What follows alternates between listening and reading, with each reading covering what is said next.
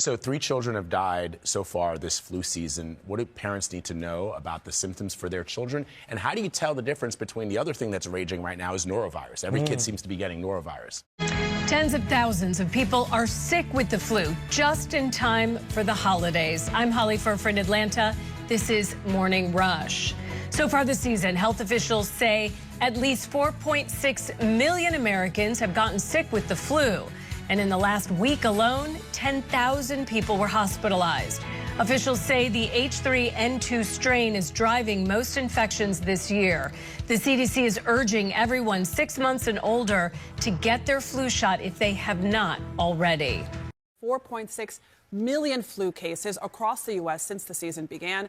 1,900 patients have already died from it. That is shocking.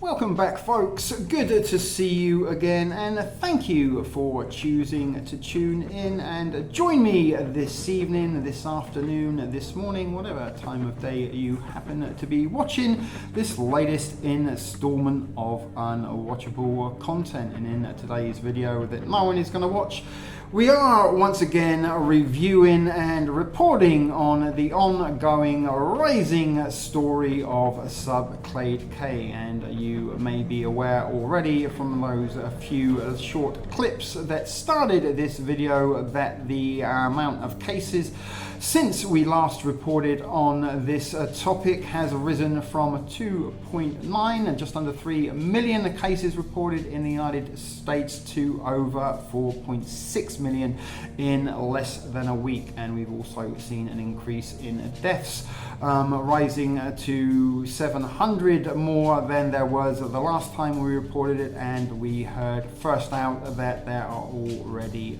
3 child deaths this season, as caused by the SuperFlu mutated variant strain Subclade K.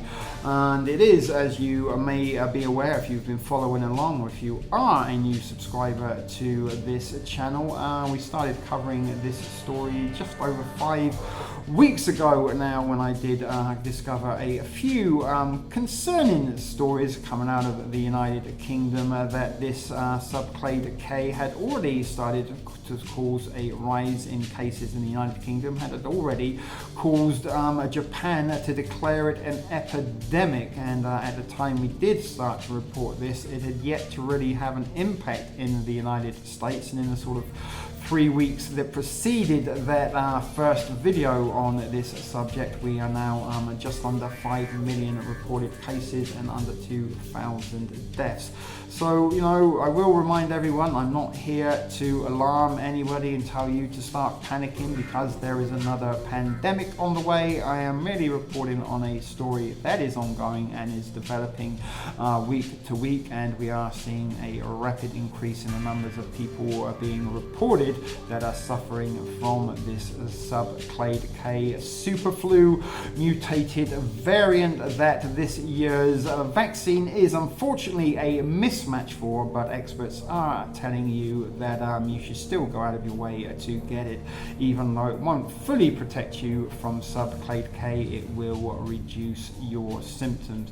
Now, the other thing that is of interest, and another reason why we are reporting once again on Subclade K, is since the last video, which was only 3 days previously, when I first started conducting or collecting information for this Subclade K latest upload, that these reports were on the rise. And there was a jump from, you know, as I said, just under 3 million cases reported last week to 4.6 million cases, and that was only a couple of days after I uploaded the last Subclade K video on this channel. So this was pre-Christmas, this was pre the holiday travel season, and something I also predicted when I first started reporting on this, that we would probably see an increase in the rise of numbers post-Thanksgiving, which was in fact the case. That's when we've seen a very big jump in the numbers in the United States, and I'm expecting that the numbers are going to jump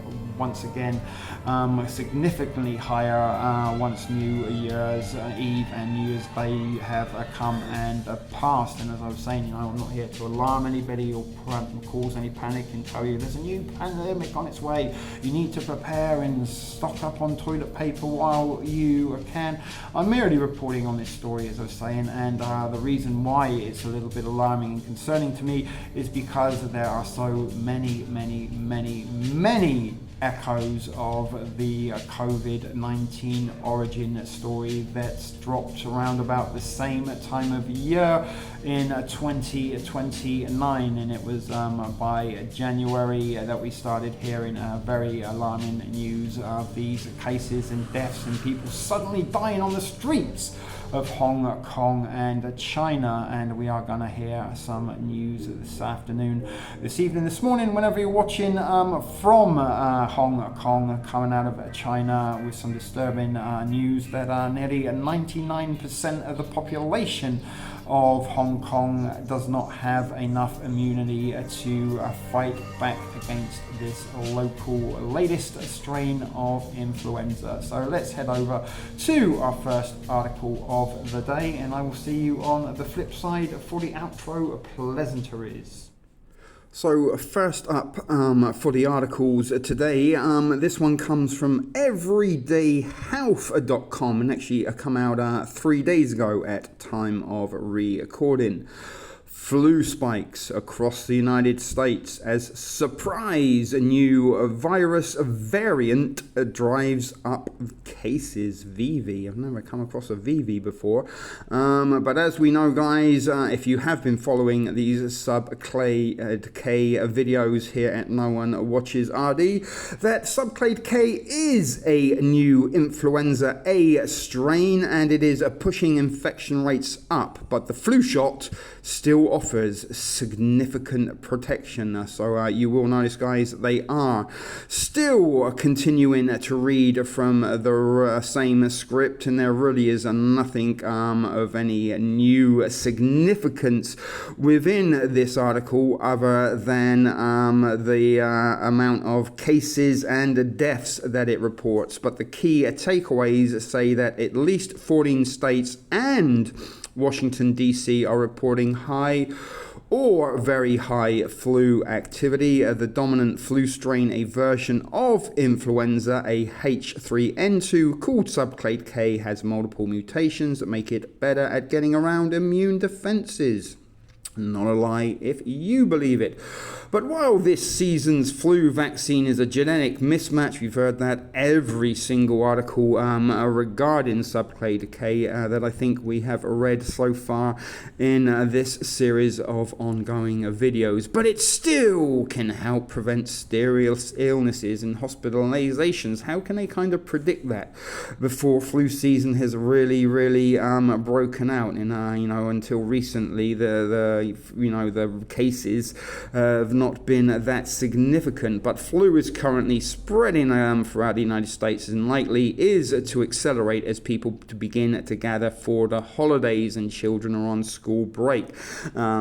And we have just come through the Christmas Eve and Christmas Day break. Obviously, New Year Eve is on its way to finish up this year as a sort of final embers of festivities until the sort of doom and gloom of January and February descend, and those never-ending months are just a few days away. But our January and February are going to bring a more disturbing rise in numbers of Subclade K. I strongly suggest and suspect that we will see some alarming and disturbing numbers once the holiday season and people have returned back to their regular routines and sort of the travel is resumed to a more regular scheduling. But the most recent data from the Center for Disease Control and Prevention, the CDC, showed that influenza infections, hospitalizations and deaths are all on the rise this year. flu has already caused 4.6 million illnesses. Now, in the last video reported about Subclade K, the cases was at 2.9 million, just under 3 million at the count. And within a week, actually, this was actually within about 3 or 4 days after that video, the new figures come out that were reporting 4.6 million. So there's a rise of over 1.5 million in less than a week, and actually close to 2 million people. When there's also been 49,000 hospitalizations, 1,900 deaths, including at least 3 children. So they are now throwing the infant fatalities into the mix to sort of tinge and garnish this story with a little bit of additional fear. But while the severity of any flu season is notoriously difficult to predict, it appears that influenza activity is tracking similar to the 24-25 flu season, which was severe and saw a record number of pediatric deaths. Again, getting that kid death count in there to sort of make it a little bit more harrowing for some readers to read. But nearly 300 children died last year from influenza, says Robert H. Hopkins, MD.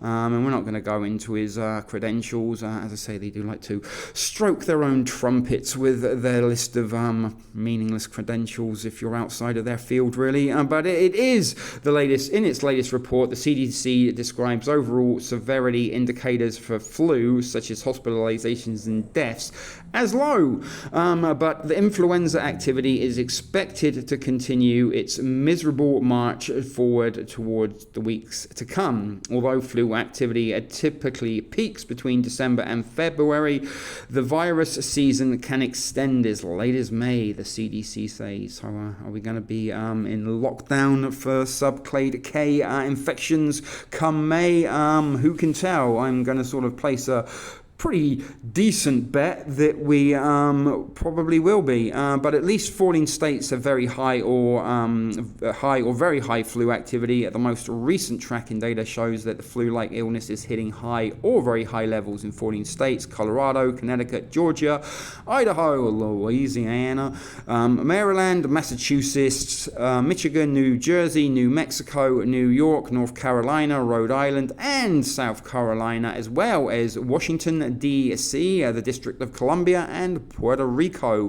While flu activity remains low to moderate in other parts of the United States, residents should not let their guard down, says Dean Winslow. I'm not sure if you've heard of Dean Winslow yet in this story, but an infection disease specialist. I'm not going to read his credentials, but the differences might exist now, but my sense is they're going to largely disappear by mid to late January, he says. Subclade K is fueling the spread. The surge in illnesses relatively early in the flu season has been concerning to many infectious disease specialists, as a new version of influenza A, H3N2, yada yada yada, whoop-de-woo, ray-tay-tay, called Subclade K appears to be the driving force. In the most recent flu samples tested, scientists found about 90% of the H3N2, which is a common subtype of flu virus, and nearly 9 in 10 of those samples examined for genetic characteristics turned out to be a new subvariant known as Subclade K. Did the new variant identify itself, or did the scientists give it that catchy name on their own accord? But data from the past few weeks suggests that Subclade K has been propelling rising flu cases in Japan, Canada, and the United Kingdom. And on Thursday, the UK health authorities said levels were beginning to stabilise, though they warned the season could still be unpredictable. And we've also heard in the last week since the last upload regarding this topic that also China, Hong Kong, and I think it was Costa Rica is another nation that is also beginning to report a rise in the number of cases of influenza, fueled and rocketed by Subclade K that has 7 unexpected mutations that increase its ability to break through the immune defenses. Break on through the immune defenses. Sorry, just want to drop a little bit of doors there. You probably can see what I was trying to do, although failed probably miserably, including those is trying to break through the immune defenses, including those provided by vaccination. But again, your defenses will be slightly higher if you are vaccinated, according to these articles and experts with endless credentials. They're telling you that go out and get yourself the flu shot, regardless of its ability to truly protect you from the prominent strain of influenza this season, but it will be sort of a little bit like using a condom with holes in. You know, it might not stop her from getting an STD, but there's a chance that it might collect your seed and prevent pregnancy. So, you know, on one hand, yay, no STD. On the other hand, I don't know what I'm trying to say, but you get the picture, folks. You wouldn't use a perforated condom to protect you from getting pregnant or contracting STDs, is what I was trying to say. But a bad flu season because the current predominant strain has a significant accumulation of mutations, and when compared to prior years, says Gabriela and the year Vasquez, again, lots of credentials. This is what drives seasonal influenza epidemics when the disease spreads rapidly to many people, and why we need to update Influenza Act vaccines every year to keep up with the virus mutations. Now, what's the chances that, you know, come this time next year when the next flu season is around, that there's going to be another mutant variant that is immune to the latest flu shot that is out? I mean, this could happen over and over and over and over again, countless times, especially when they are controlling the narrative and often not creating these diseases in laboratories. And by creating it, they might just be creating the name for the mutation, or they might be creating it itself by mixing various different illnesses into one SuperFlu. But the annual flu vaccine formulas for the Northern Hemisphere updated. Yeah, we've heard all this before. But because Subclade K took off at the tail end of the Southern Hemisphere, we've heard this before, vaccine makers in the Northern Hemisphere did not target it, as reported by the CDC. Even though this year's flu vaccine is somewhat of a mismatch, fuck off with the repetitive mimetic narrative that we are beginning to become all too aware of regarding Subclade K, but the disease experts stress that it should provide significant protection against serious illnesses and hospitalizations because it contains components to protect against the H3N2 strain in general. Vaccination is the best tool for preventing severe flu, says Dr. Hopkins. Even though the H3N2 strain has drifted from the strain selected for current flu vaccines, these vaccines should provide effective protection against severe disease. So far this year's flu vaccine effectiveness, its ability to keep people out of the ER hospital, seem to be in the typical range according to early analysts, meaning there are those figures we've already seen a few times previously in content regarding this topic. 72 to 75% effectiveness for children, 32 to 39 for adults, and they're not sort of saying if you are over 55 what your chances are of surviving Subclade K if you are vaccinated. But what are the flu symptoms? Flu is not typical, subtle or mild like any other common flu, says this Vasquez lady. People feel pretty sick for the first couple of days. Flu symptoms this season appear to be the usual suspects she had. Common symptoms of the flu include fever, but not everyone with the flu develops fever or feeling feverish. Look, there's an FF for us. Cough, sore throat, runny or stuffy nose, muscle or body aches, headaches, fatigue, vomiting, or diarrhea, more commonly in children. People at the risk of serious flu. Complications include adults 65 and over, children younger than 2, people with weakened immune systems and chronic illnesses such as asthma, diabetes and heart and lung diseases. The number of hospitalizations and deaths each year really highlights how serious the flu can be, says Dr. Winslow. This isn't just a disease that kills older people, it can be a very serious illness for young people as well. Dun dun dun. Testing for flu can be helpful, he says, especially for high-risk individuals who can benefit the most from antiviral medications such as that word I can't read and another word in brackets. I'm going to attempt Tamiflu, which work best if started within 48 hours of symptoms appearing. Tips to avoid getting the flu and another virus this winter season. Public health authorities encourage common sense measures to protect against the spread of flu and other respiratory illnesses, including the common cold, COVID-19 and RSV. Avoid close contact with people who are sick. Limit contact as much as possible if you yourself are sick. Wash your hands often with soap and water. Consider wearing a mask around other people. Cover coughs and sneezes. And that is about it. And here is Tom Gavin, the fact checker. He looks like someone you wouldn't really want to explore their browsing history. Don Ralph, an author. And that is it. That is it from everydayhealth.com regarding some of the latest information on Subclade K. Next up is this article from KTVU.com, a Fox affiliate, and it reads by saying new aggressive flu strain emerging as health threat. Where is it spreading the most? And this is from Angelica Stabili.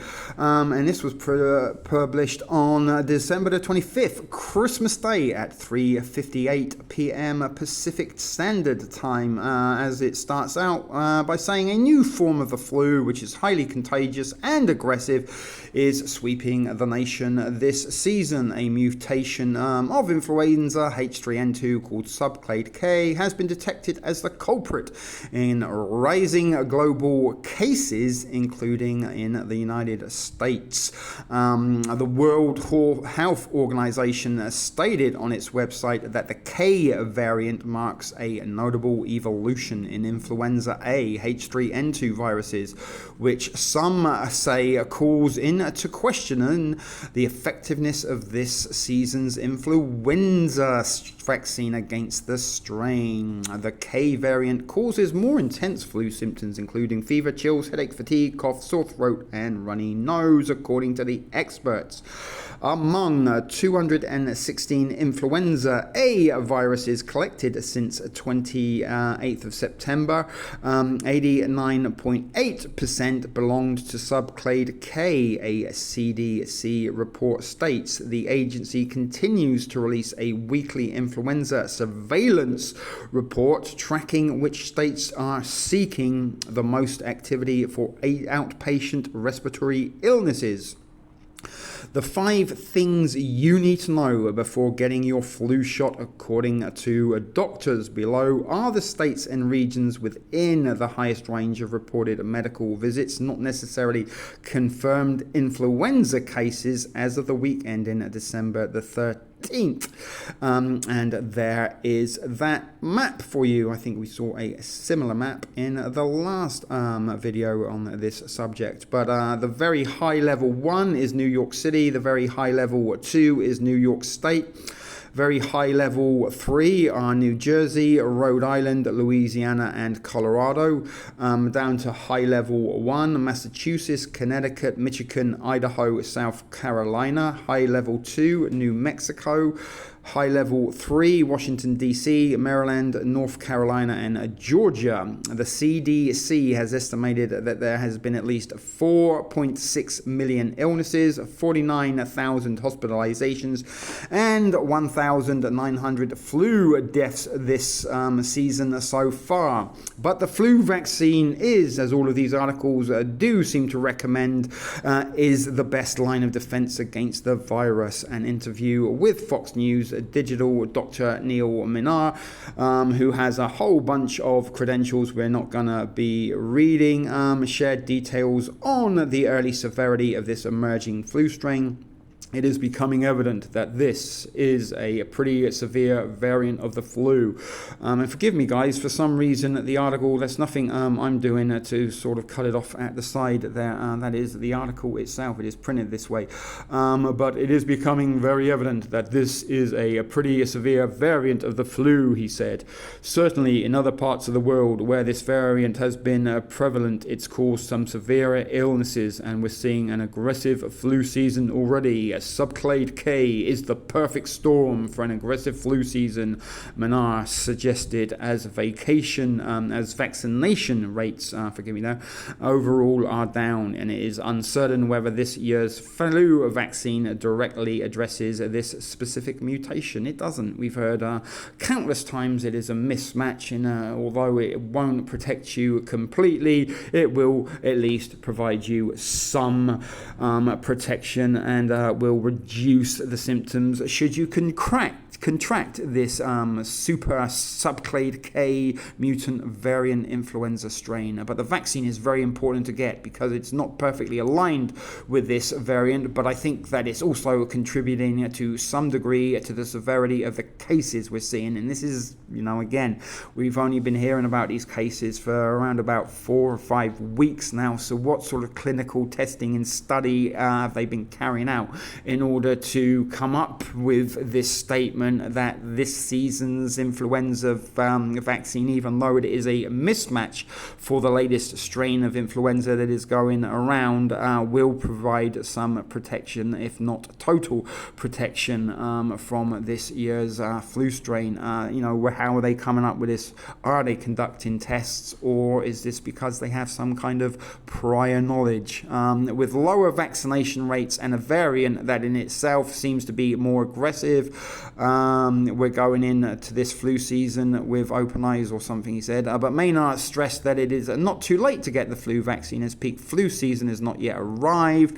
The vaccine still provides protection against serious illnesses resulting from the subclade K variant that seems to be going around. There are likely to be lots of indoor gatherings and other events that create risk of exposure, so protection is important. And like I say, guys, I am predicting that we will see figures closer to 10 million illnesses, and I don't know, maybe the deaths will be around about 3,000 to 5,000, I am predicting, by the end of the first week of January, once the holiday period is been done and dusted. But even healthy individuals can become seriously ill from the flu, the article carries on saying, so a vaccine is beneficial for almost everyone. Individuals typically start to develop some degree of protection within a few days and gain a full benefit within about 2 weeks. So now is the time for anyone who hasn't got the vaccine yet. And there is a link, and that is the end of this article. I did mention that there are some reports of subclade K becoming prominent in other parts of the world. So let's go and check out a few bits and pieces regarding that after a series of videos that have been uploaded to YouTube within the last couple of days. Tens of thousands of people are sick with the flu just in time for the holidays. I'm Holly Furfur in Atlanta. This is Morning Rush. So far this season, health officials say at least 4.6 million Americans have gotten sick with the flu. And in the last week alone, 10,000 people were hospitalized. Officials say the H3N2 strain is driving most infections this year. The CDC is urging everyone 6 months and older to get their flu shot if they have not already. This morning's Health Watch, we are looking at the flu season getting worse just before Christmas. The CDC estimates there have been 4.6 million flu cases across the U.S. since the season began. 1,900 patients have already died from it. That is shocking. Dr. Amanda Kravitz is a pediatrician at Weill Cornell here in New York. She's here to help us protect ourselves and our families from the flu. Doctor, good morning. Good morning. What is happening with this flu season? Is this a particularly bad one? Yes, this flu season is no joke. We are seeing more cases than we would expect for this time of year. Specifically, we're seeing influenza A, and within influenza A, we are seeing a subtype or a variant variant called H3N2. There are tons of these cases throughout the country, and it is causing a very, very severe flu. So symptoms that are very intense, they come on really, really rapidly, and it is very contagious. So it is spreading quickly through communities. So is the flu shot designed for this particular strain? So it's a little early in the season to say. There should be some coverage against this strain, but we don't know how good the coverage is against the H3N2 variant that we're seeing. We do still think it's offering protection in the sense that patients who have gotten the flu shot are having decreased severity of symptoms and aren't sick for as many days compared to their counterparts who did not get the flu shot. So 3 children have died so far this flu season. What do parents need to know about the symptoms for their children? And how do you tell the difference between the other thing that's raging right now is norovirus? Every kid seems to be getting norovirus. Totally. And there's definitely some overlap between norovirus and the flu. Norovirus, we think of a common stomach bug, so it's really bad vomiting and diarrhea. It's not often accompanied with some of the other flu-like symptoms, such as the high fevers, like 103, 104 degrees Fahrenheit, also the body aches and cough. So we don't typically see that in norovirus. We do see it in the flu. We are seeing vomiting in children this year, specifically with this variant of the flu, but it's still usually not too hard to tell the difference between the two things. The flu is also lasting longer. So in terms of things for parents to look out for, if the symptoms are lasting a long time, like more than 4 or 5 days, especially that high fever, it's a good idea to call their doctor, their pediatrician. Additionally, you want to make sure your kids are staying hydrated. So it's easy for them to forget to drink, especially when they have that high fever. We want to make sure they're drinking a lot. And we also want to make sure that they're breathing comfortably, that cough isn't getting to them, especially for kids with asthma or other conditions like that. So real quick, what do you recommend people do as we get ready for this busy travel holiday? Yeah. So holiday season is always a big culprit for everybody, spreading lots of germs, lots of flu-like illnesses. So number one thing is going to be washing your hands and, of course, using good judgment. So making sure that if you know you or your family member is sick, really not going to that big family gathering, trying to limit exposure. Like I said, hand hygiene is great. And also, if you haven't already, it's not too late to get your flu shot. All right, I know it sounds like a stupid question, but does drinking take the immune system down? Alcohol? Yeah. I'm gonna plead the fifth and say I'm just trying to decide how far I want to go at the holiday party. I'm Dr. Amanda Kravitz. Thank you so much for joining us. That's my kind of. Christmas is just a few days away, but one present you don't want to give or really receive is the flu. Health experts say cases are rising across the country, including right here in Virginia and North Carolina. 10 on your side's Angela Bohan has more information that could help prevent a miserable holiday.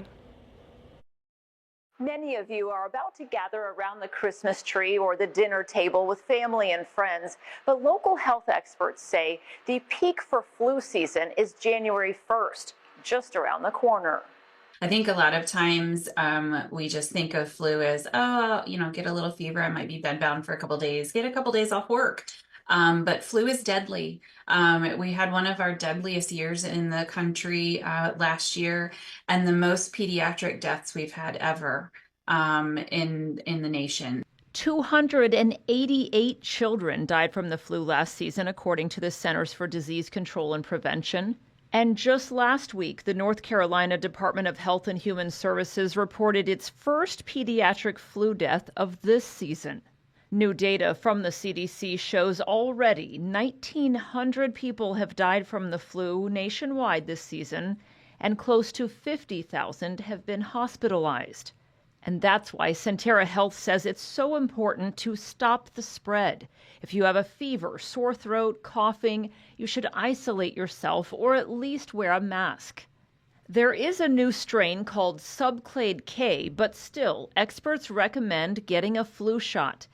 In fact, a CDC report shows that almost 90% of the children who died last year did not get a flu vaccine. Anything's better than nothing. I think the thing to remember with some vaccines, including the flu, is it doesn't prevent the flu. What it does do is help lessen the symptoms. So you get much less sick and less likely to have a hospitalization from the flu.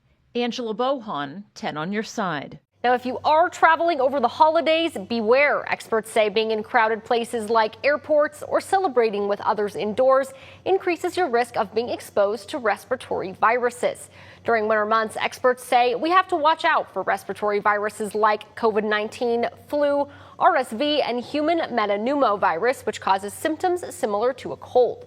Avoid touching your face and wash hands frequently to protect yourself. And he says to make sure you're up to date on vaccinations, which can prevent severe illness. Influenza vaccine, our COVID-19 vaccine, getting our boosters, especially for the immunocompromised and the elderly, and the RSV vaccine as well for the older population, our pneumococcal vaccine as well. Dr. Fox says a new flu variant called Subclade K is currently spreading in the U.S. Because of that, doctors are expecting to see an increase in the amount of flu cases this year. Flu cases are rising across the valley. Health experts say a new variant is also spreading. While Ohio and Pennsylvania are not on the list where it has high activity, that could change. First News reporter Gabriella Winans has more. With flu season upon us, experts are issuing precautions, warning the public of a new strain of influenza A going around called Subclade K, nicknamed the SuperFlu, which the CDC reports is at moderate activity level in the valley. We've been getting a lot of cases of the influenza virus. You know, the latest strain is the H3N2, and there's a subvariant of that. And we've been getting a lot of positive tests here in the office, so it's definitely around. The virus presents itself with normal flu symptoms, including a fever, cough, sore throat, and body aches, but can be more severe. Experts say children, older people, and those with compromised immune systems are at higher risk. It really depends on, you know, if they have a lot of chronic medical illnesses. You know, some people are hit harder, but if anybody has any of those symptoms, they should check with their doctor right away. With holiday parties and travels underway, experts emphasize the importance of washing your hands and staying home if you feel sick. While the latest flu shot doesn't cover the new SuperFlu strain, Dr. Mike Sevilla says it can still help prevent many infections from becoming severe. The best way to prevent, you know, this type of illness or to help limit the illnesses like influenza is to get your flu shot. But also if you get your recognize your symptoms right away, get them treated, and if that doesn't work, see your doctor right away. In Salem, Gabriella Winans, WKBN 27 First News. Hi, everyone. I'm Lindsay Watson. Thanks for watching the WKBN 27 First News YouTube channel. If you want more video news, subscribe to our channel. And don't forget to download the WKBN 27 First News app for breaking news alerts. As many are getting together over the holidays, local doctors are warning about a bad strain of the flu going around. They say this season is looking even worse than last year's. Our Marissa Sulik in the newsroom. And Marissa, even if you got the flu shot, it might not be enough. Yeah, that's right, Joe. A Northwestern doctor tells me it's still too soon to tell if the flu shot protects against this new strain called Subclade K. They do say if you got the vaccine and you do get sick, you likely won't have a severe case. But this year's flu is fast moving, and they expect we will see a lot more cases after the holidays. As people make their way through the Daily Plaza Christkindl Market on its final week, doctors warn crowds like this could be what spreads the flu this holiday season, whether you are traveling or inside with friends and family. This flu is just different than the strain that we saw last year. It's similar, but we're seeing that it is moving faster. Dr. Santina Wheat at Northwestern Medicine says Chicago emergency rooms and urgent cares are busy with RSV, norovirus, and that dominant Subclade K flu strain. If you start to have symptoms, absolutely consider staying home so that you're not spreading this to them. She says even mild versions of the virus could severely hurt someone with underlying health conditions. So far this season, there have been 4.6 million reported flu cases in the U.S., and nearly 2,000 people have died from the flu, including 3 kids. We think that this Clade K virus is evading population immunity, meaning more people are susceptible to infection. Doctors say the symptoms come on rapidly and include a 103 to 104 degree fever, body aches, cough, fatigue, and vomiting, mostly in kids. While the virus is peaking in some places like New York, Dr. Wheat says Chicago is not seeing those numbers yet. We're still considered to have a low amount of flu activity. She says it's a good idea to wash hands with soap and water, hydrate, and mask up, especially if you are traveling to a place where flu cases are peaking. She also adds there's a small benefit to the SuperFlu compared to last season's. Of the people that I have seen with the flu, they are recovering faster than I saw some of them recover last year. Dr. Weed also says while RSV and flu cases are going up, COVID cases are trending down. She says if you do feel sick, test yourself for flu or COVID in case you need antiviral medications. In the newsroom, Marissa Sulek, CBS News, Chicago. Joe. Thanks, Marissa. All right, you're taking a live look right now at Detroit Metro Airport. The 2025 holiday travel season is ending on an historic note. AAA estimates a record-setting 122.4 million Americans will travel at least 50 miles from home. AAA says nearly 110 million will drive, just over 8 million will fly, and close to 5 million will take other forms of travel like buses or trains. Well, meantime, a warning tonight if you are planning to travel over the holidays. Yes, health experts say being in crowded places like airports or celebrating with others indoors increases your risk of being exposed to respiratory viruses. It's the happiest and busiest time of the year.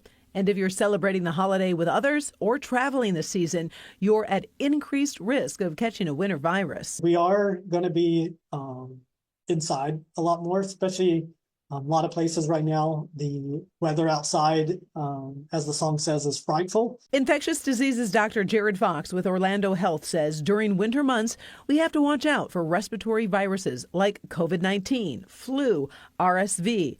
Then there's GI bugs like norovirus. We see it most commonly in the winter months as more people are gathering indoors. Fox says to avoid touching your face and wash hands frequently to protect yourself.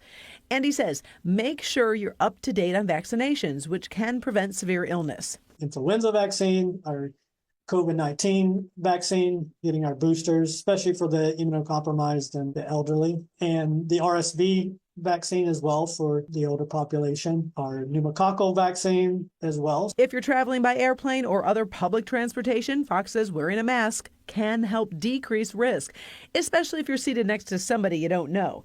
And if you're sick this holiday season, help stop the spread of germs by staying home. We're going to have more people inside. You're going to be exposed. So doing everything that we can to lessen that so we don't have to miss out on our holiday gatherings that we enjoy. Dr. Fox says a new flu variant called Subclade K is currently spreading in the U.S. Now, because of that, doctors are expecting to see an increase in the amount of flu cases this year. Concerns about a possible SuperFlu surge, a new variant sweeping the country. It's not that an evolved strain or a different strain is going to look different. It's really more about a lack of strong community immunity preventing cases. The new strain is called Subclade K, a variation of influenza A. Nationwide, it's responsible for 4.6 million flu illnesses, 49,000 hospitalizations, and 1,900 deaths. Influenza A is the dominant strain in Massachusetts. The Department of Public Health says flu-like illnesses here are considered high. We're at the beginning, and we're going to see more. Some are trying to play it safe before the holidays. I just have sanitizer with me. Sometimes I wear a mask, just not sit close to people. We're from Switzerland, and it's very common to get a flu shot, and we do it. Others aren't worried. If I'm around someone that is ill, yes, but I'm not around anyone that's ill, so I'm not really worried about it. Doctors say the flu shot still provides protection, even though it's not an exact match. The flu shot is still very, very worthwhile to get. Even if you haven't yet, it's never too late. And doctors also say that simple tips like hand washing and also ventilation and wearing masks around vulnerable people also make a difference. We're live in Boston. Sharman Siketti, WCVB News Center 5. Is the world facing a super flu in 2026? Or is the truth less alarming than the headlines suggest? For clear, fact-based health updates without panic or misinformation, subscribe to the channel and stay informed. As winter approaches, headlines around the world are warning about a so-called super flu. At the center of attention is influenza A Subclade K, a newly dominant strain of the familiar H3N2 virus. So what is Subclade K, and is it really something to fear? Subclade K first emerged in the summer of 2025 and has since become the dominant flu strain in several countries, including Japan, the United Kingdom, and parts of the United States. Health authorities say the virus spread quickly due to natural genetic mutations. a process known as antigenic drift, which allows influenza viruses to evolve every year. According to the U.S. Centers for Disease Control and Prevention, respiratory illnesses have increased this season, with hospitalizations reaching around 11 per 100,000 people. In the UK, the National Health Service is facing intense winter pressure, comparable to the most difficult seasons since the COVID-19 pandemic. Despite alarming headlines, experts stress an important point. There is currently no evidence that Subclade K causes more severe illness than previous H3N2 strains. The term SuperFlu, they say, reflects how widely the virus has spread, not that it is deadlier. One concern has been vaccine effectiveness.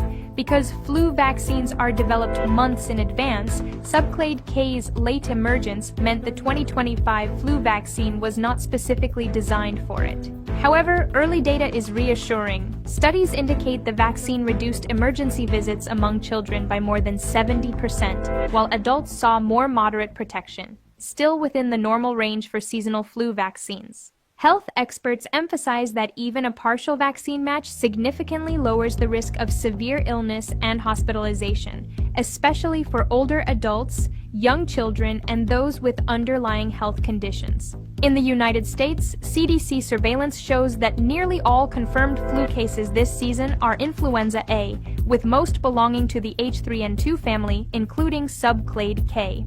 Historically, H3N2 seasons can be more challenging. But so far, public health officials say this season appears early and intense, not unprecedented. Global health agencies, including the World Health Organization, continue to closely monitor the virus, track mutations, and evaluate vaccine performance. Experts say the key takeaway is simple. Influenza constantly evolves, and vaccination, surveillance, and early treatment remain the best defenses. Turning to a safety alert for you this morning, doctors are now warning about surging cases of influenza. At least 1,900 people have died from the flu nationwide this season, including 3 children. The CDC says that 2 of those children's deaths were reported in just the last week alone. Jen Sullivan reports on the growing warning from doctors as millions of people get ready to gather for the holidays.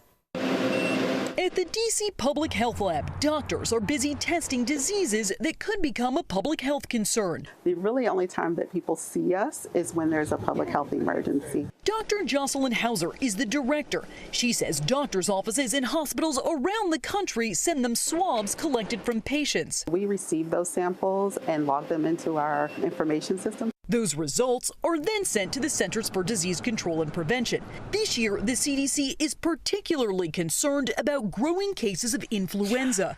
The latest data released Friday shows there have been at least 4.6 million flu cases so far this season, 49,000 hospitalizations, and 1,900 deaths in the U.S. alone.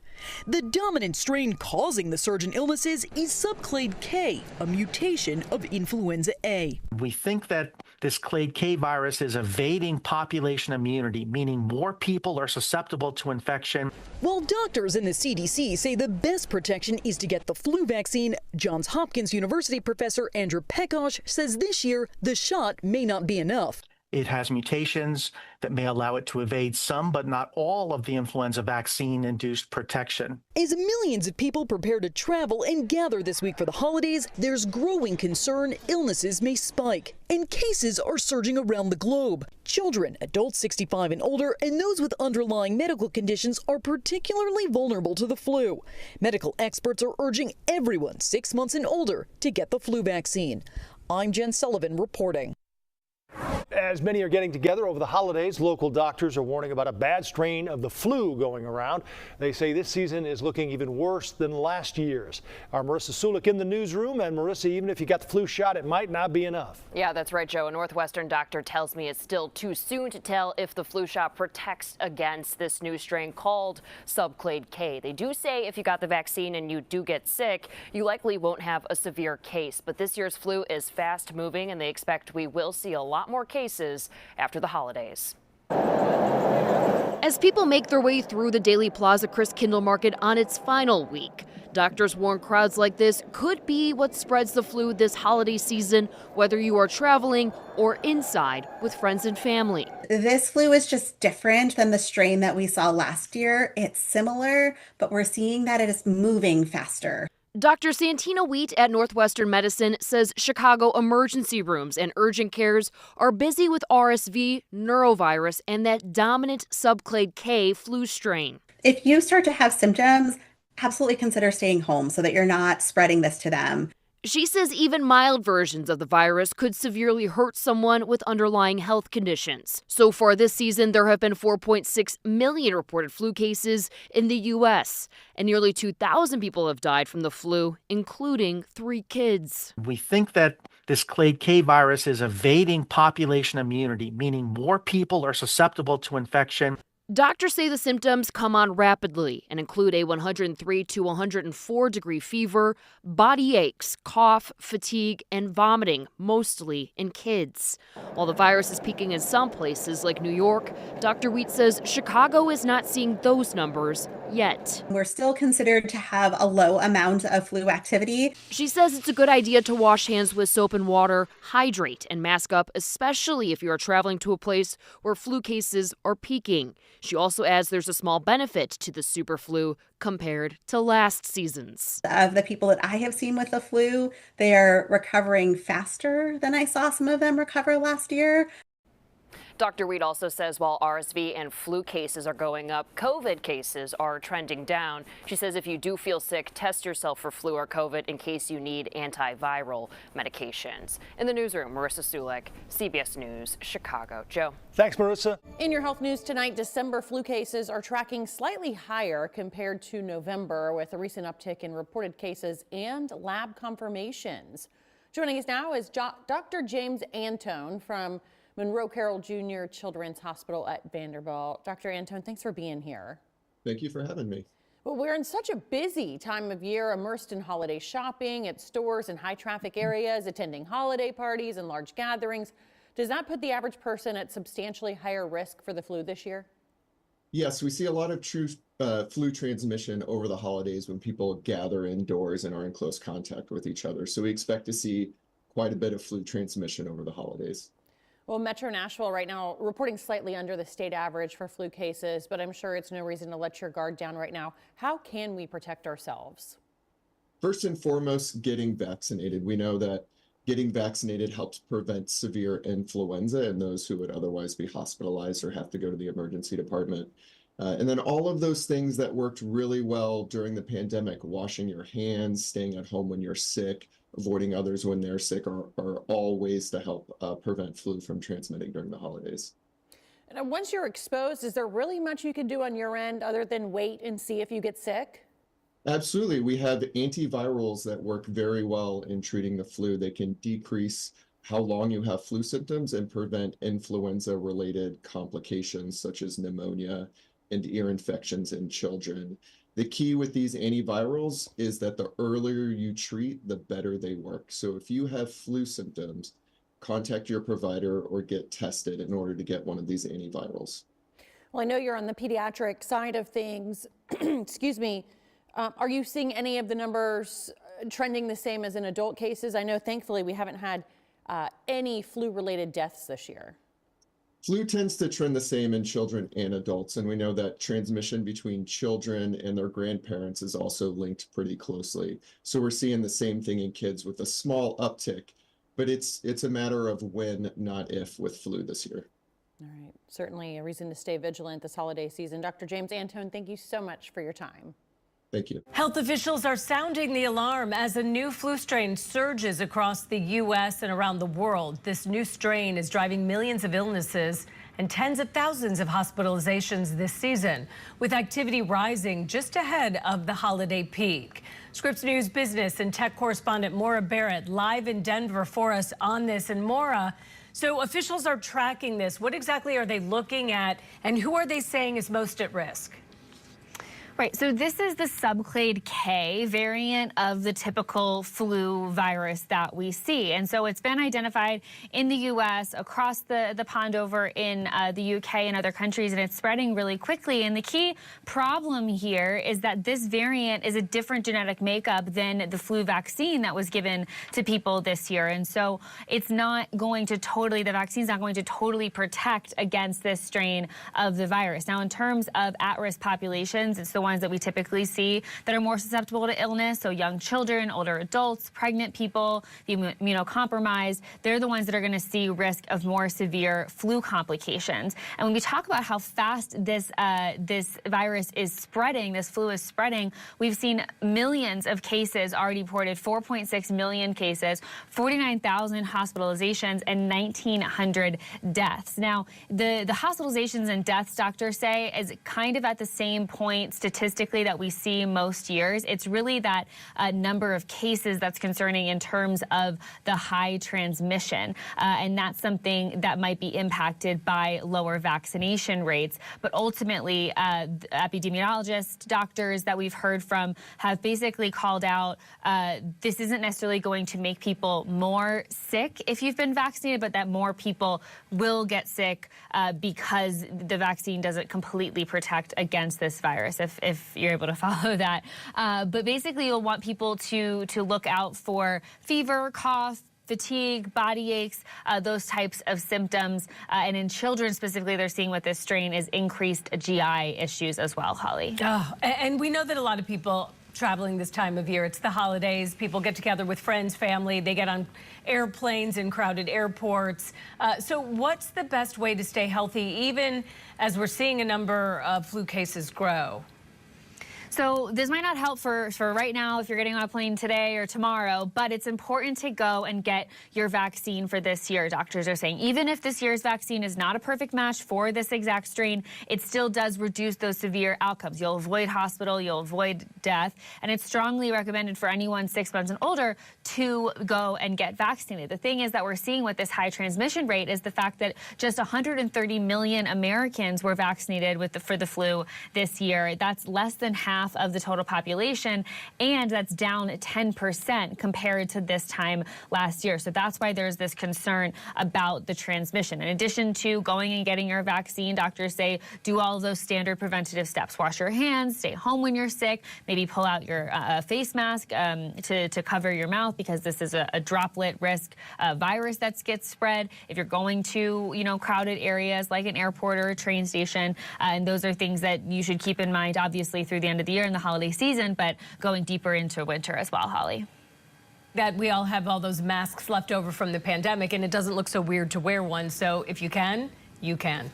So Scripps News correspondent Maura Barrett, thank you for that update. We appreciate it, and have a happy, healthy holiday to you. Season has arrived, and doctors want you to get vaccinated to protect yourself. And providers are also seeing a new strain of the flu this year called Subclade K. As families get together for the holidays, flu season is upon us. And doctors are reminding you of the tried and true tips to keep from getting sick.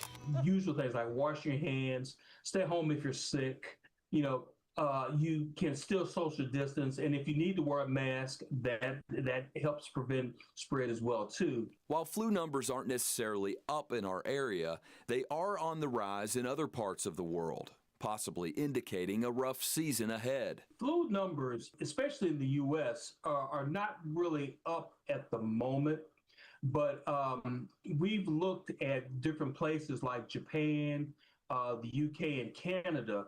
Right now, their flu seasons are all up. As doctors like Mark Burns at U of L Health start to see more patients with the flu, a new strain has emerged called Subclade K. So we're still at the very beginning of this. And again, it's still hard to tell if the Subclade K is going to cause a worse flu season. Doctors say the so-called K variant isn't a new flu. It's a tracked offshoot of influenza A that scientists monitor as the virus naturally changes over time.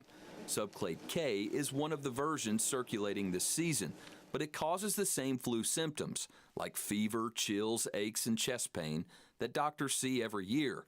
But those symptoms could be more severe. It's going to affect primarily more the very young and the very old. While the flu shot wasn't formulated with this variant in mind, it appears that the vaccine is still somewhat effective. It is still the best way to protect yourself as sickness ramps up. That's the most important thing you can do.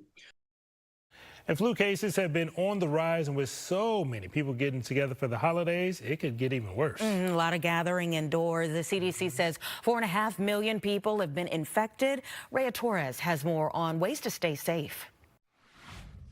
So right now on the news, we're seeing places all across the country hitting high levels of flu transmission. Here in Pima County, we're on the verge of going very, very large, very, very quickly in the coming weeks. The Arizona Department of Health Services reports more than 500 flu cases have been recorded in Pima County so far this season.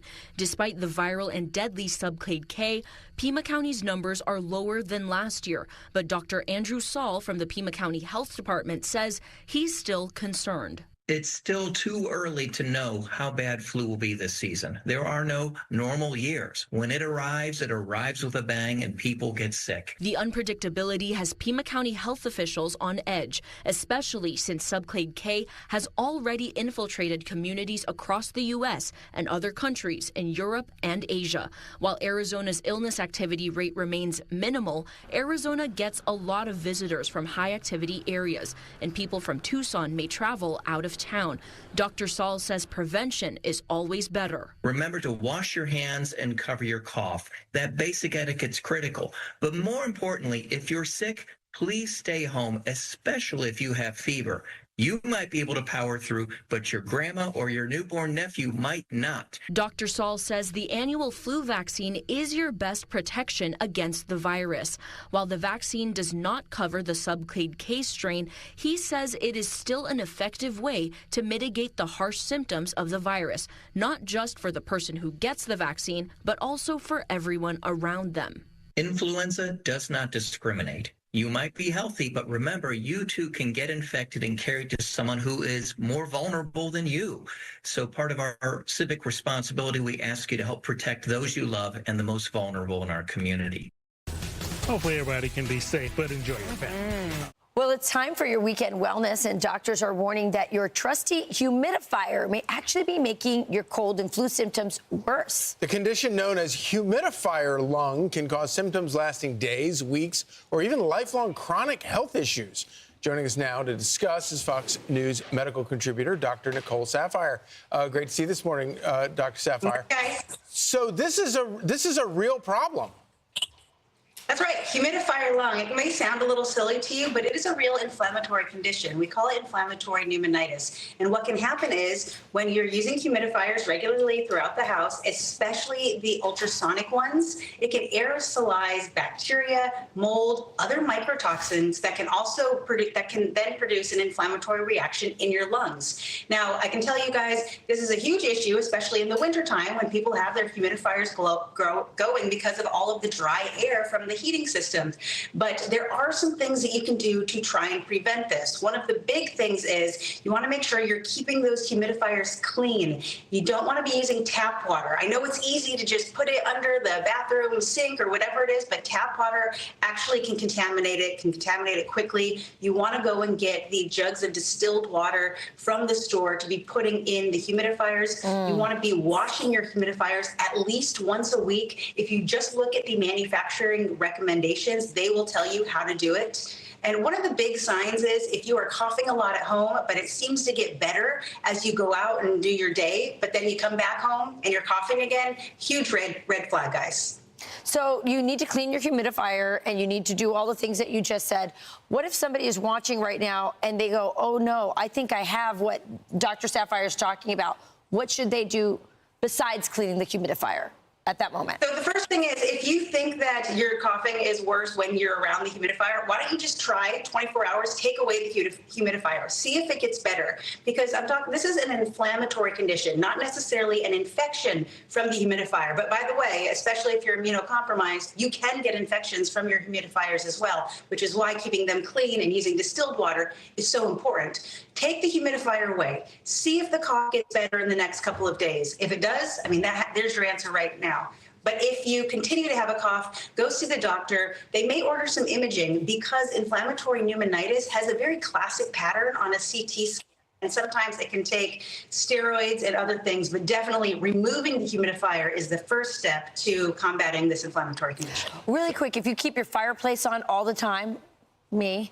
Do you need a humidifier, or I mean, is there a reason to have one? Well, yeah, actually, having a fire on all the time dries your air even more. Right. So humidifier, you're trying to put moisture into the air because a lot of people get like nosebleeds and stuff because of the dry heat coming from the heating system. So a lot of people like the humidifiers, not just for their lungs and their breathing, their nasopharynx, but it also helps your skin as well. The old strategy of just putting a pot of clean water on your radiator and and then of course leaving your house to be leaky so that you get plenty of fresh air from the outside. That's the solution, I think. I like that. Dr. Sapphire, thank you so much. The new K variant is on the rise, with the rates being moderately high in West Tennessee. Local experts express the importance of getting a flu shot.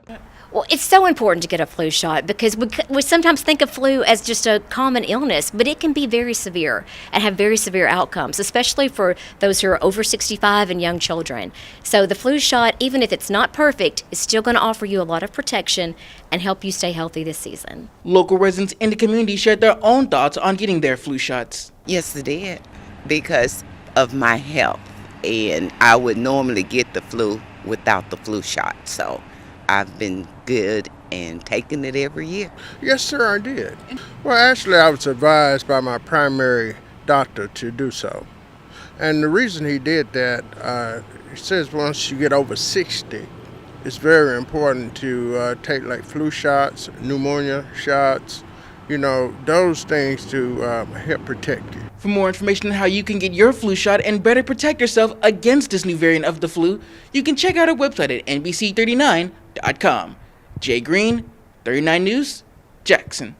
Attention, New Yorkers. We are in the middle of a major flu outbreak, and the numbers are absolutely staggering. Citywide flu cases have surged by 73%, with over 24,000 confirmed cases already. In Manhattan alone, there was a shocking 104% jump in just 1 week. A new mutation, being called the SuperFlu Subclade K, is spreading rapidly. This strain emerged after this year's vaccine was developed, but health officials are still urging everyone to get their flu shot. Why? Because it can significantly reduce the severity of the illness and help keep you out of the hospital. And here's the scary part. We haven't even hit the peak of flu season yet, which is expected in January and February. Right now, only 25% of kids in the city are vaccinated. Protect yourself and your community. Get your flu shot, wash your hands often, stay home if you're sick, and wear a mask in crowded spots. Stay safe. We're being urged to take precautions to stop the spread of flu after an unseasonal rise in cases.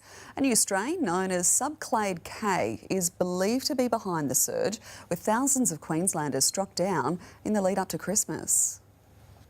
It's the season for giving and sharing, but there's one thing you don't want to pass on. We're seeing an increase in the number of reported cases of flu. The flu is having an unseasonal summer surge with 1,690 cases recorded last week and close to 2,000 the week before. Normally it's half that or even less, so we are seeing a lot of flu cases at the moment. The outbreak putting more strain on our health system, with dozens admitted to hospitals, mostly the elderly.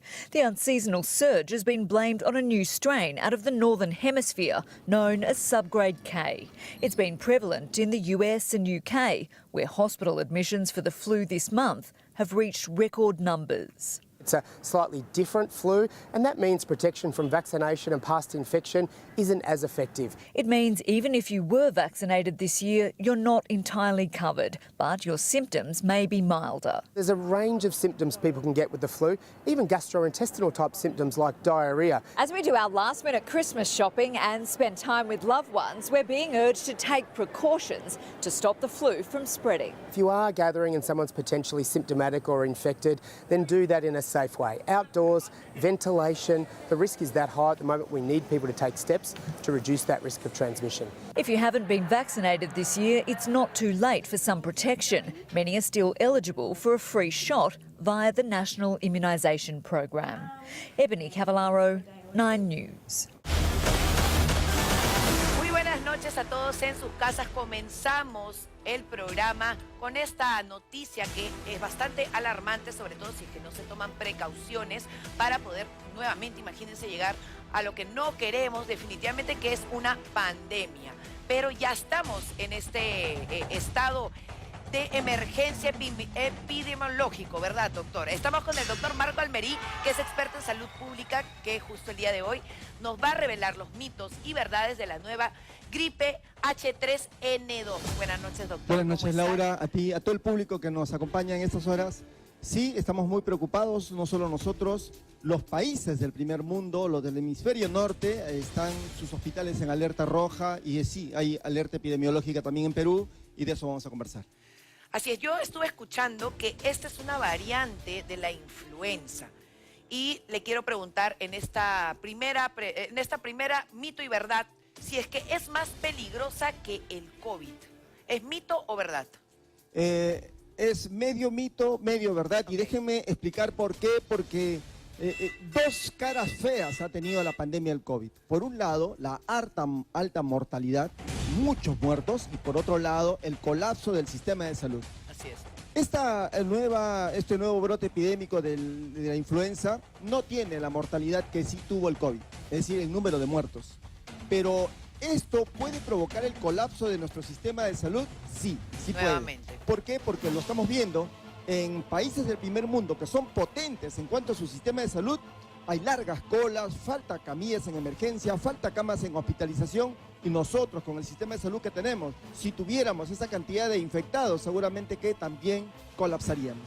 Claro, estaríamos nuevamente viviendo lo que fue bastante trágico en nuestro país, muchos muertos diariamente, pero me parece que este tipo de gripe sí tiene vacuna. O no, vamos directamente al segundo mito o verdad, que es vacunarse cada año contra la influenza ayuda a prevenirla. ¿Mito o verdad? Verdad, verdad absoluta. La pandemia demostró que la vacuna protege. Ahora, es cierto que esta vacuna de la influenza, la que nos estamos poniendo, es una vacuna que protege parcialmente frente a esta influenza, porque esta es nueva. Esta es una variante, producto de una mutación. Sin embargo, sí protege, no como debiera, no como esperaríamos, pero protege, y hoy es lo mejor que tenemos para protegernos de la forma severa y grave de esta influenza, que es la neumonía. Eso no está dentro de los mitos y verdades, pero ¿cuántas veces uno se debe vacunar? Una vez al año. Una vez al año cuando empieza la temporada como del invierno, ¿verdad? Y todos los mayores de 6 meses para arriba. Excelente. Vamos al tercer mito o verdad. Es una cepa del virus, bueno, esto ya lo vimos, del virus de la influenza, que es una verdad, porque esta es como una mutación, ¿no? Es una nueva cepa. Así es. Hay que recordarle al público que esta H3N2 en realidad como tal aparece en el año de 1968, mira, hace 57 años, en la pandemia de Hong Kong. Pero esta, la que ha despertado todas las alertas y alarmas, es una subvariante, la subvariante K, muy contagiosa, evade el sistema inmunológico y genera muchos casos clínicos. Sí, y sí, ahora está rondando un virus, obviamente. Por ejemplo, mis amigos y yo caímos también con dolor de garganta y no sabíamos si es que de pronto era la nueva cepa de la influenza o no. Es lo más probable. Exacto, porque no hay cómo determinarlo. ¿Hay alguna manera de determinar si es que lo tienes con un hisopado quizá? Un hisopado, y luego hay que hacer el conteo genómico de ese virus para recién decir es la subvariante K. Y eso en el Perú se hace pero muy poquito, entonces muchísima gente va a tener esta influenza y no se va a dar cuenta. Así es. Vamos ahora con el cuarto mito o verdad. La gripe H3N2 puede llevarte al hospital. ¿Mito o verdad? Verdad absoluta. Y eso es lo que se está viendo en España, en Inglaterra. Fíjate, en Inglaterra han cerrado las escuelas, han cerrado las universidades, han vuelto a la virtualidad, uso de mascarilla en España. El reporte del Ministerio de Salud de España dice que tienen 10 veces más casos de influenza que la del año pasado. Imagínate. 10 veces más necesidad de camas hospitalarias, camillas en emergencia, medicamentos, etcétera, que en el Perú no la tenemos. Entonces, por eso digo, si este virus que no se va a ir y que hoy no está generando la cantidad de casos que sí en el hemisferio norte, porque allá empieza en el invierno y acá empezamos el verano y ya sabemos que el clima cálido no le favorece, pero se queda y en abril y mayo van a comenzar a presentarse los casos y visibilizarlo ahora está muy bien. ¿Para qué? Para prepararnos. Ok, doctor, vamos ahora con el último mito, ¿verdad? Los remedios caseros son suficientes para curarse, ¿Mito o verdad? No, eso es un mito. mito. No, es un mito porque... Nada de que el tecito con limón y quión. Así, gárgaras de agua con sal. No. Ya hemos visto, ¿no? Dióxido de cloro y vimos que no dio resultado. La vacuna sí, el uso de la mascarilla ayuda, la higiene de manos, el distanciamiento social, ventilar los espacios, evitar las zonas aglomeradas. Pero ¿quiénes sobre todo? Sobre todo ¿quiénes? Mayores de 60 años, 1. Menores de 5 años, van 2. Todas las gestantes, 3. Y todos los peruanos que tengan comorbilidades, ¿como cuáles? Hipertensión, diabetes, cáncer, SIDA y demás. Claro, son como los más vulnerables Exacto. a poder terminar en un hospital en caso le dé este tipo de cepa. Sí, Muchas gracias, doctor, por estar el día de hoy con nosotros y también ir conociendo un poquito más acerca de esta nueva variante de la influenza. Así que yo lo quiero invitar a que vea conmigo el video que tenemos a... Apologies for the language barrier there, but I'm sure guys watching know the real reason for the inclusion of that previous clip. So this article comes from healthpolicywatch.news.com. It is about a new flu strain that is sweeping Europe, says The Who, not the band, The Who, the World Health Organization. But vaccines remain effective. The ECDC finds, and that is the European Centre for Disease Controls. And this is from the 19th of December 2025, just before Christmas, from Felix Sassmann-Sauhassen. What an obscure name that is. I'm sure I butchered it. And there is a picture of Hans-Henry Klugel, or Cluj, the WHO European Regional Director, and he has emphasised that vaccine saves lives in the midst of a new strain surging early. An SS there for you. Sudden fever, a severe cough, and an acute respiratory distress are the familiar onset symptoms of seasonal flu, which has affected the WHO's European region with an unusual intensity and speed this year. As the Northern Hemisphere enters winter, health systems are struggling to manage an epidemic driven by an aggressive, genetically mutated influenza strain AH3N2, in brackets Subclade K, and they are using the word epidemic in that opening paragraph. That should shape the way things, this story is going to head post New Year. But a new report by the European Centre for Disease Prevention and Control, published on Friday, concluded that current seasonal influenza vaccines remain effective, yada yada, whoop-de-woo, ray-a-tay-tay, against this new strain of the virus. Health experts urge vulnerable groups to get ray-a-tay-tay, whoop-de-woo, vaccinated. The current influenza outbreak is dominated almost entirely by AH3N2 Subclade K, which now accounts for up to 90% of the all confirmed cases in the region. And this is Europe, folks. According to the data from the World Health Organization's European Regional Office, a Subclade K marks a notable evolution in influenza H3N2 viruses, having undergone a genetic drift and displaying several amino acid changes in the hemagglutinin protein, which is the key that viruses use to unlock and enter human cells. Scary stuff. Due to these slight changes, antibodies are acquired from previous infections or older vaccines and may not recognize the virus as effectively.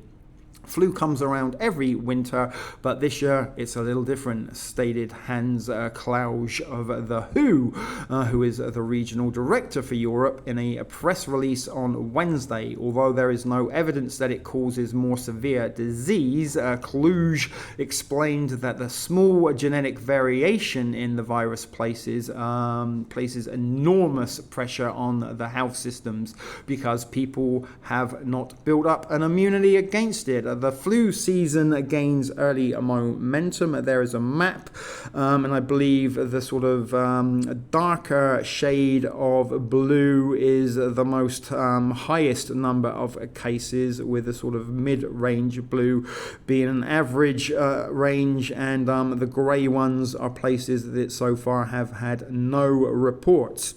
But which, with the new strain spreading quickly, strain spread in SS, the current influenza season began approximately 4 weeks earlier than in previous years.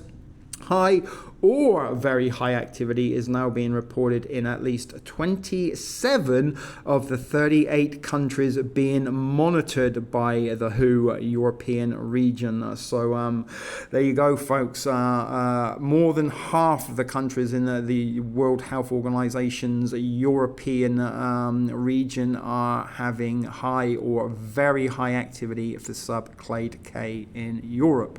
These countries range from EU member states such as Ireland and Slovenia to Kyrgyzstan and Montenegro. This is expected to cause a significant burden in terms of morbidity and mortality as observed in the past, and has target groups should be vaccinated rapidly, said Bruno Cesino, an EDC senior expert, in response to a query from Health Policy Watch. WHO data shows that the strain has been detected in more than 34 countries globally. So we're moving outside of Europe and the United States to the globe. And these have been reported over the last 6 months. While it is most prevalent in the European and Western Pacific regions, it has expanded as far as East Asian region.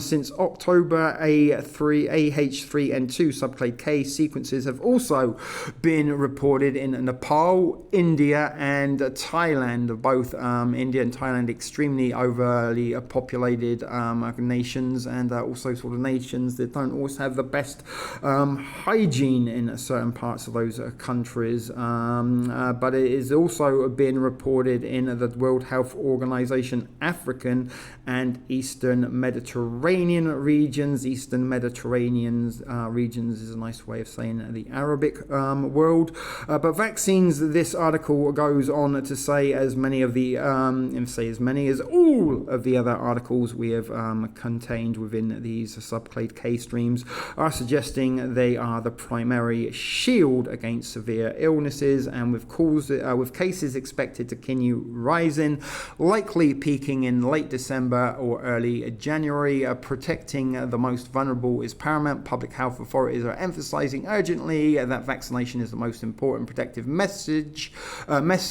for vulnerable groups. Whoop-de-woo, yada yada, ray-tay-tay, including adults aged 65 and only over, pregnant women and people with chronic conditions, and healthcare workers also should get vaccinated, according to this article. Although recent reports suggest that Subclade K shows reduced reactivity to current vaccines, it remains effective in preventing severe health outcomes, yada yada, whoop-de-woo, ray-tay-tay. The ECDC concluded that the current influenza vaccine is not perfectly matched to circulating strains. However, it is the primary aim of a vaccination is to prevent severe disease, and effectiveness against severe outcomes is expected to be preserved, explained the ECDC expert. According to the preliminary data published by the ECDC for this flu season, vaccine effectiveness in preventing influenza cases that require medical attention at the primary care level ranges from 52% in children ages 0 to 17,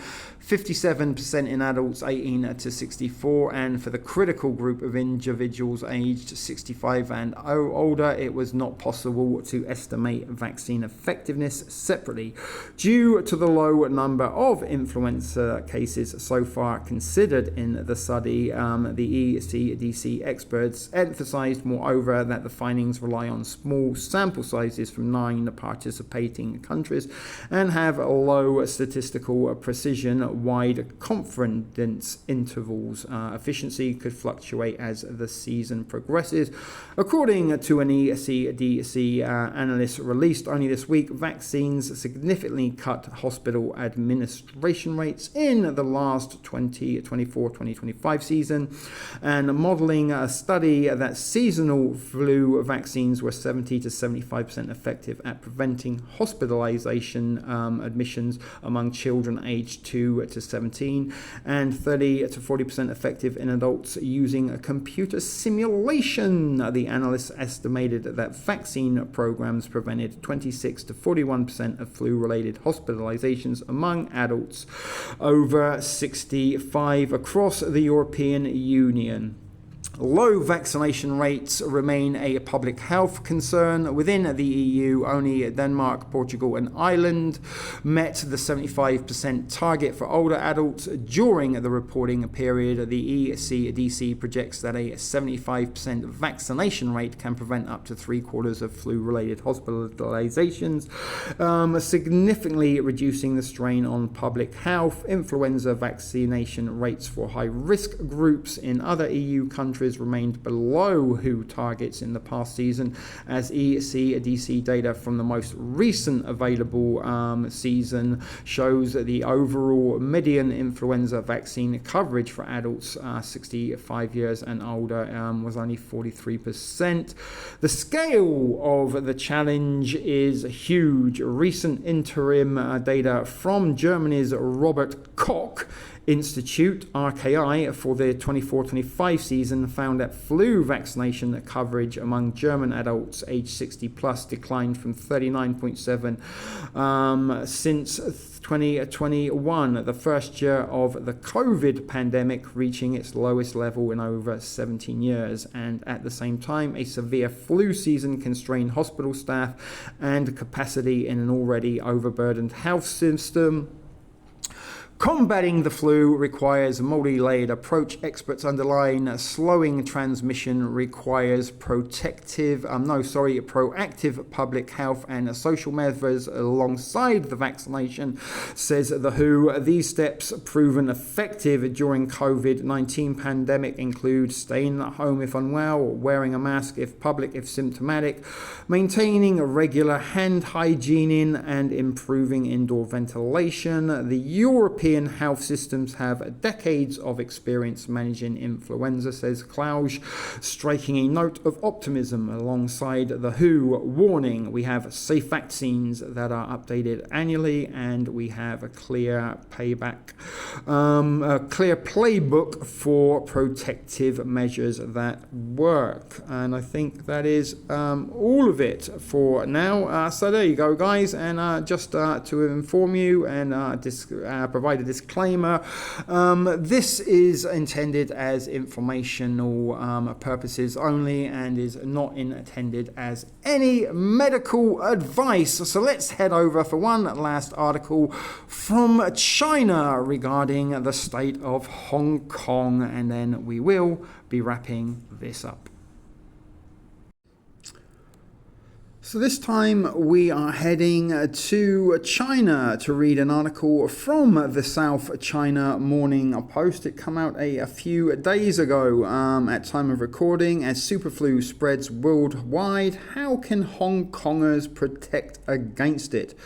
Researchers find 82.8% of flu specimens collected from Queen Mary Hospital between December 11th and December 11th were Subclade K. And there is a picture of individuals wearing masks on an escalator, although not all of them are wearing masks. Maybe they use that little cute girl at the front and target her and label her as a dreaded spreader for not wearing a mask on the escalator. But the emergence of a so-called SuperFlu, the article starts out by saying, has gripped global headlines, prompting authorities in Hong Kong to urge residents to get vaccinated. Amid the spate of infections, a local research team also found that 99% of residents lacked sufficient antibodies needed to protect themselves from the new strain. With many people travelling for the Christmas holiday, the Post breaks down what the new SuperFlu is, whether it is as dangerous as it sounds, and what you can do to protect yourself. Have a guesses some of the things you might be able to do to protect yourself, folks. According to South China Morning Post, what is SuperFlu? The World Health Organization and Hong Kong's Department of Health warned earlier this month that there had been a rapid increase in cases of a new variant of the H3N2 influenza known as Subclade K since August. Its emergence has been associated with notable spikes in year-on-year influenza cases across the Northern Hemisphere, including the United Kingdom and the rest of Europe. The Department of Health said that cases of Subclade K had been detected in more than 34 places, with influenza rates reaching high levels in popular travel destination for Hong Kongers, such as mainland China, South Korea, and Japan. It added that while the Subclade K had been spreading rapidly, current data indicated the strain did not cause more severe forms of illnesses. The Centre for Health Protection said that symptoms of influenza included fever, cough, sore throat, runny nose, muscle and joint pain, headache, and fatigue. Professor Calvin To Kai Wang from the University of Hong Kong's microbiology department said the term super was accurate, describing the virus's rapid spread caused by limited community immunity. A study published on Tuesday, which contributed to, that was a bit awkward to read, found that only 0.7% of Hong Kong residents had an antibody levels considered sufficient to grant a high level of immunity against the new strain. And it's very concerning because Hong Kong, if anyone has ever visited there, I was fortunate enough to be there some 25 years ago now, or close to 25 years ago. You will know that it is an incredibly densely populated place, and there are literally people living on top of people living on top of people in extremely small, crammed conditions in parts of Hong Kong, which is a place that would be extremely prevalent for this Subclade K to run rampant through and affect as many people as possible. It would spread very quickly in regions of Hong Kong. But how prevalent is SuperFlu in Hong Kong? To's team collected 29 respiratory specimens from Queen Mary Hospital in Pok Fu Lam between December 6th and 11th, finding that the strain accounted for 82.8% of all influenza cases. The J2.2 variant, which was prevalent during the summer, only accounted for around 13.8% of cases by comparison. While the Department of Health has not provided a breakdown of local flu cases by strain, it warned on Monday that local influenza activity remained at a high level. Based on past experience, Hong Kong's winter influenza season typically occurs between January and March. Therefore, it cannot be ruled out that the local influenza activity will further increase, leading to an overlap of the current influenza season with the winter influenza season early next year. I'm guessing it's going to arise also. This is the figures from the St. Mary's Hospital in Hong Kong, December 6th to 11th. There's the J.2.2 variant, 13.79, and SuperFlu Subclade K, 82.76%. 3. How effective are vaccines against SuperFlu? You know this before I even read it, folks. Centre for Health Protection infection controller Dr. Edwin Su-Lok-Kin said that while there was some anti-genetic differences between the new strain and the variant used to develop the current vaccine, it would still offer protection for residents. Didn't see that coming, did you, folks? But he noted that it took about only 2 weeks for the antibodies from the vaccination to develop in the body to provide sufficient protection against influenza. Professor Ivan Hung Fan Nagai, also of the University of Hong Kong, said that the current flu vaccines were still effective at preventing serious cases of the super strain, even with low levels of immunity among residents. And as you can see, guys, they're using the same narrative in China and Hong Kong. He cited a November study from England which found that the vaccinations reduced the need for emergency department visits or for hospital admissions by up to 75% among children and adolescents, by up to 39% for adults. Hung said the statistics from the study were very much the same when compared with previous flu seasons, so the vaccine is well matched and remains very effective, he said. Well, that is a little bit of a different retort from the narrative here, because he's saying that it is well matched, unlike we're hearing from the United States and the United Kingdom that it is a mismatch for this season. So a little bit of conflicting dialogue there. But for what if I left Hong Kong for the holiday? Hong said that it was important for travellers to maintain good personal hygiene, particularly among those considered to be at higher risk of infection.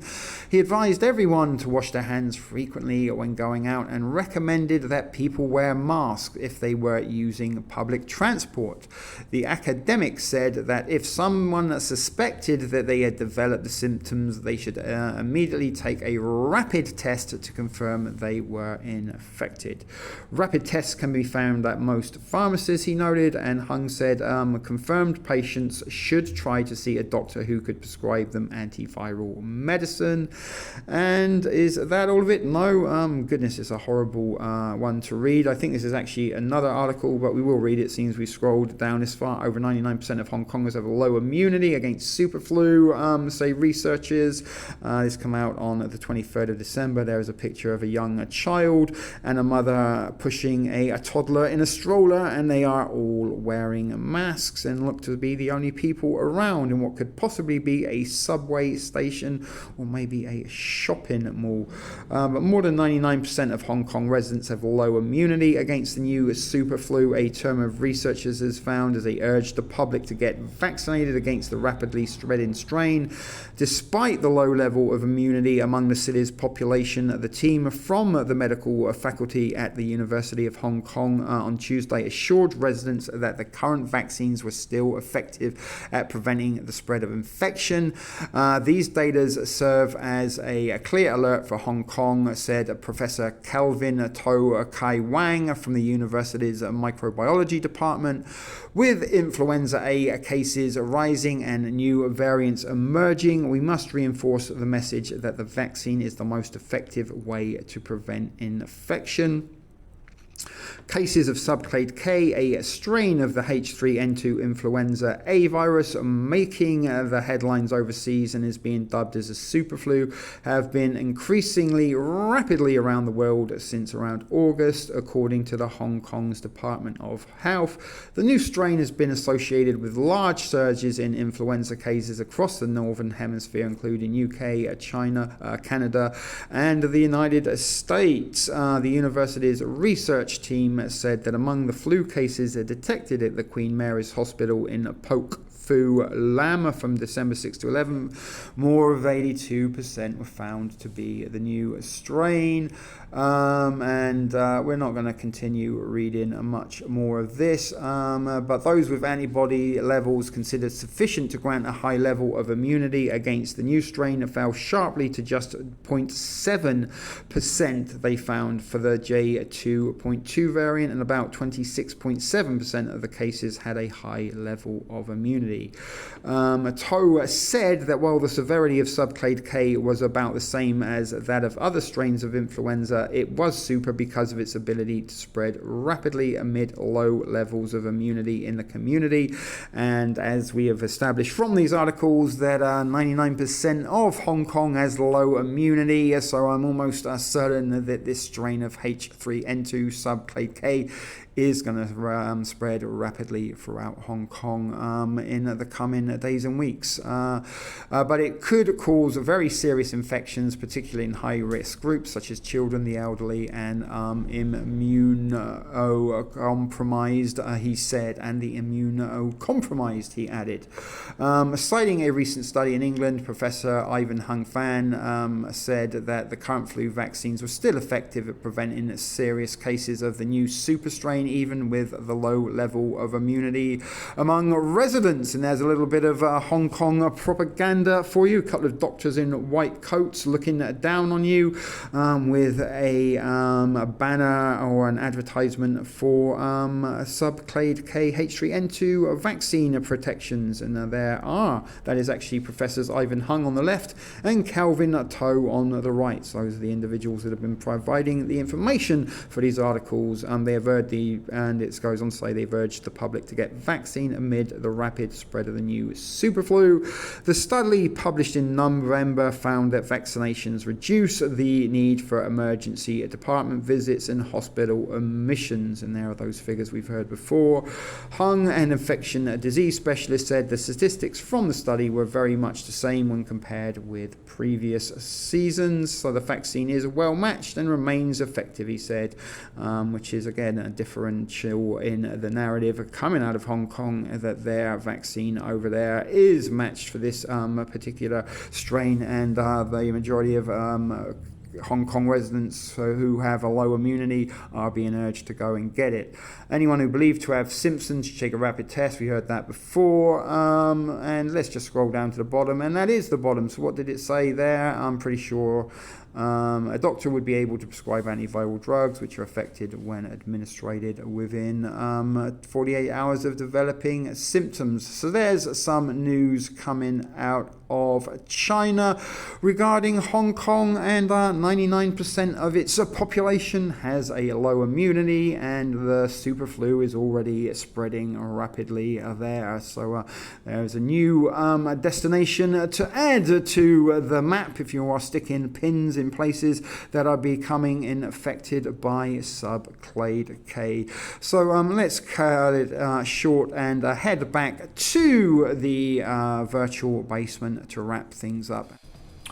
So that is about it for one day, folks. Again, thank you for your time and attention that you have given me this afternoon, and give yourself a pat on the back for being some of the few people on the planet that are willing to watch RD.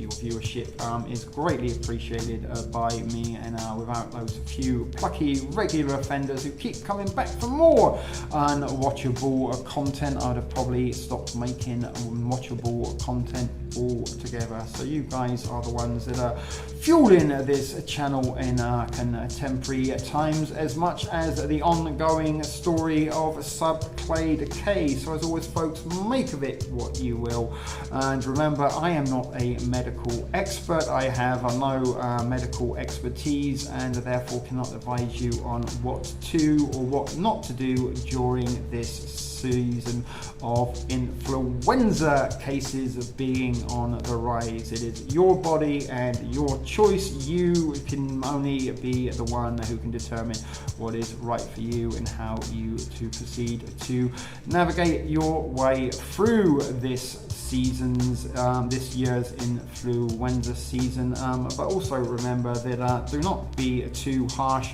or detrimental to individuals that may not share or choose the same options as you may decide for yourself this coming flu season. And just because somebody may choose to go out and do something that differs to what you are choosing to do, they are not a sheep, they are not an NPC, they are not a normie, they are not an enemy to you or I, they are fellow victims in this latest, what's looking to be a psychological operation that is going to be ongoing and will possibly be leading to more lockdowns and a pandemic. But I certainly hope that I am wrong on this and won't have to say that I told you so come February. So that's it, folks. Let's wrap things up for here. Again, thanks for those of you who have tuned in and watched this afternoon's latest installment of Unwatchable Content. And until the next time, the message is always the same and always as clear. Be excellent to each other. May the force be with us all. And until next time, be sure to take care of yourself, folks. This is RD, signing out for now.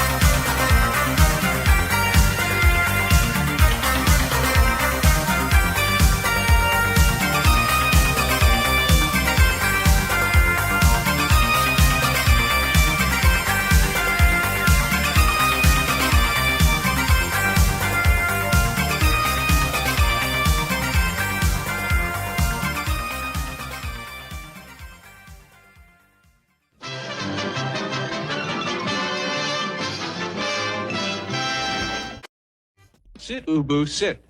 Good dog.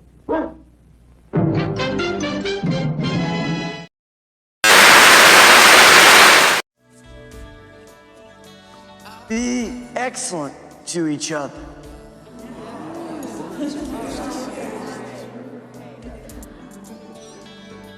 Party on, dudes! Hey, Luke. May the force be with you. All right. Take care now. Bye-bye then.